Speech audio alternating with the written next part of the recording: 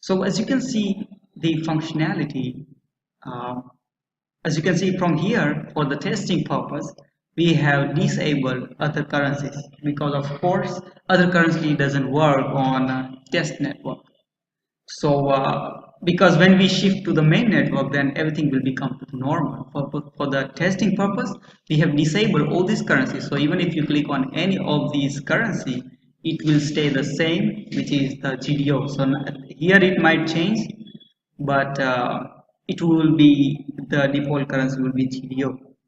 So even if you choose any of these currency, so basically it will remain the same because we hard coded what is the GDO coin for the testing purpose. So everything, what it doesn't matter what you select from here, but it will remain the same. Here is the link of the websites and everything. These are the all these tokens. If you can click on the tokens, then it will come up with information about the tokens. Then these are the smart contracts. If you can click on Etherscan contract. Now we can change these links and everything. At the moment it's for the Ether Delta, but everything comes from our JSON config file. So we can change all these links and everything. So and here we as you already know this, you can change the accounts, you can create account, and everything is the same as the fork delta on the menu bar. All right. So at the moment there is one account has been selected here. And first of all, we will try to deposit some ether to this wallet. So let's say 0.0.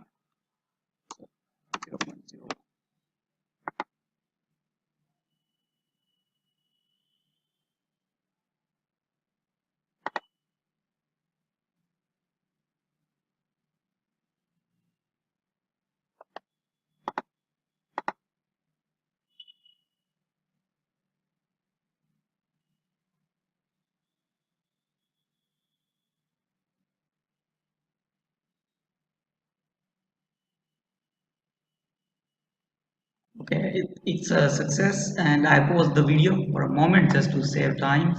And it says the deposit is completed, and the amount will be show up here.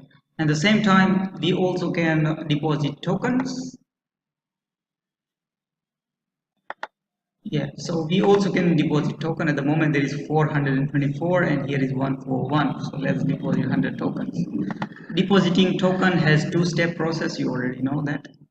So in the first step, it will be giving an allowance to the system, and it will, once that completed, then on the second step it will give the real transfer.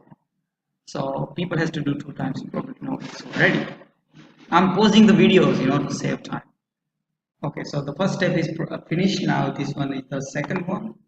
So now once this will completed, then it will be, the token will be deposited. Okay, as you can see, the token has been deposited. Yeah, so here is 234 and here is 241. So token has been gone. Now withdraw works the same way as deposit, but the opposite. So from smart contract, we want to withdraw token as well as ether to our main account, our MetaMask main account. We can do the same thing from. All right, and the transfer actually is like a same thing. We want to transfer the token as well as ether from our MetaMask account, this wallet account, to any third party. So this is how the transfer will work. So everything is working. Now I don't want to spend a lot of time because it will take 15 minutes to check all this. So I just request you to check this. So this facility is done. Now let's come back to here. Yeah, let me show you this. These are the transactions. So any transaction that we do, like fund deposit, so it will show up here. So these are the, similar to the Ether data. So if we deposited 100 ABS or coin tokens and we deposit Ether, so it will just show up here. These are the transaction ID. So that can be verified on the Etherscan as well. So these are the fund deposited. These are the orders. So if any orders that I do any other orders, then that will be show up here as well. So I told you that everything is GDO for the testing purpose. So That's how it will come. So that's the personal transaction.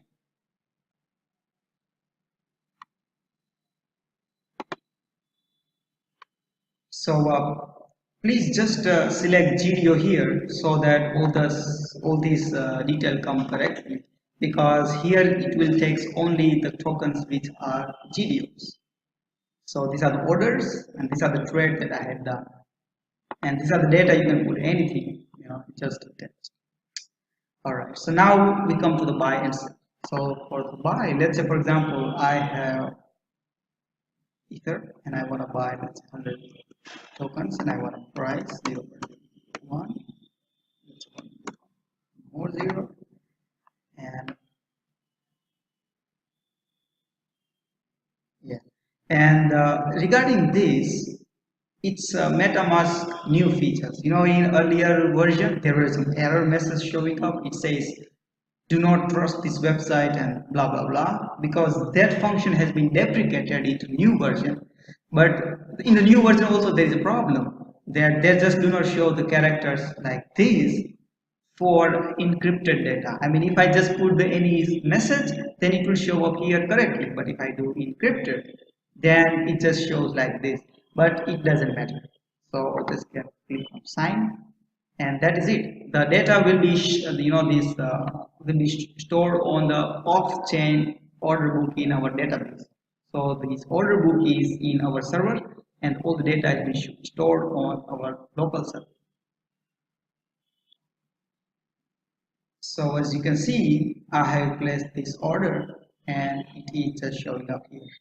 Now let me do bid. You also said that we have swapped this, but okay, I have just swapped this again. So now I think it's fine because I was not sure what this means and asked this. But it was confusion in swapping, which I did it. So I think it's now correct. Now I have placed order from one account. Now let me do trade on another account. So let me select account number 1.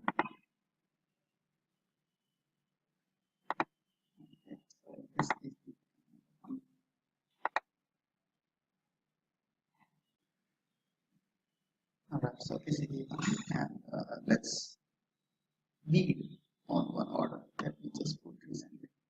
So it will give the details of the amount and everything in expiry time in blocks, and the amount to buy. Let's for example buy 5 tokens, and the amount. This is the fee that we put while we deploy the contract. I have put 1, so it's 1 ether, but in reality it will be the the amount that you put while deploying the contract. So click on OK.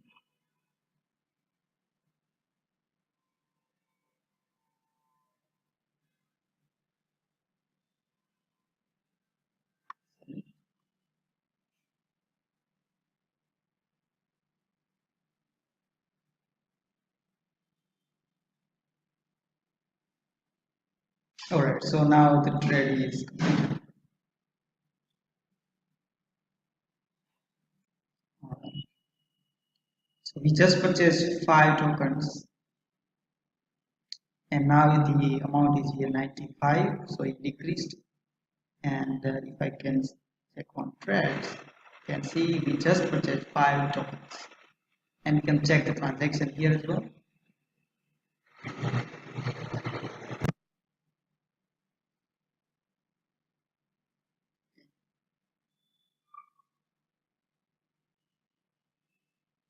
Yeah, so we can check the trade both details. Okay, so this is now beats. I hope that this is correct one. If not, then just let me know, so we can make some adjustment, like we can swap it again, or if there is any kind of issue. Now the same thing with this sell. So if I want to sell something, the process is exactly the same, and we also can do the ask from here, the same as we can do here. So both are the same. Alright, so this section done, this section done, this section done. Let's come back to here. These are all the trades that happened recently. So as you can see, we just done this trade. So these are the latest trades, and it will be the total trades. Here it will be the trades only for this token GDO and only mine. Okay, and here are the market, and here are all the tokens that are being traded. So let's say, for example, this GDO, because we only traded GDO, so it will give the all the data about the GDO only. Now there will be other tokens, then all this data will be shown here, and it will be on descending order. So we'll know which has the higher trading volume. So these are the trading volume in last 24 hours. So these are the market data.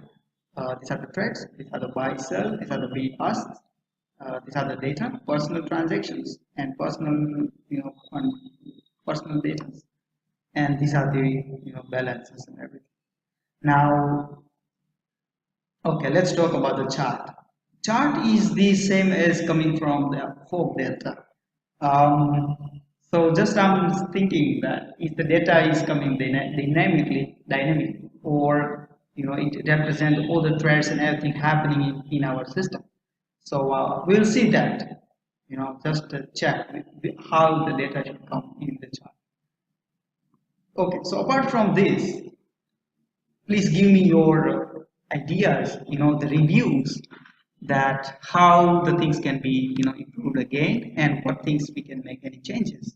One more point I want to make, draw your attention to, is the site speed. It takes time to load a page. If you can check here on GT metrics, then this site load time is 9.5 seconds. So it's roughly about 10 seconds to fully load a website. Now again, there is a reason, because there are lots of background processes happening, fetching the data and displaying the data, and lots of background processes happening. So that's the number one. Another thing that we can do is we can fix all these errors. So see, these are the server responsibility, consistent URL, parse, JavaScript, this and this and this, and we can fix all these errors, which ultimately influences the page load time. So we try to push the page load time slower, let's say about less than 5 seconds is okay. If the page is loads within 5 seconds, then it's fine compared to the amount of process happening on this portal.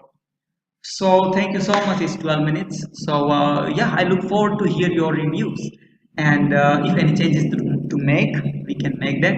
And once we are happy with everything, then we will remove these test transaction hard-coded settings, and we'll go live and be done. So thank you so much, and I look forward to hear your reviews, your feedbacks, your inputs, and let's get the job done. Thank you.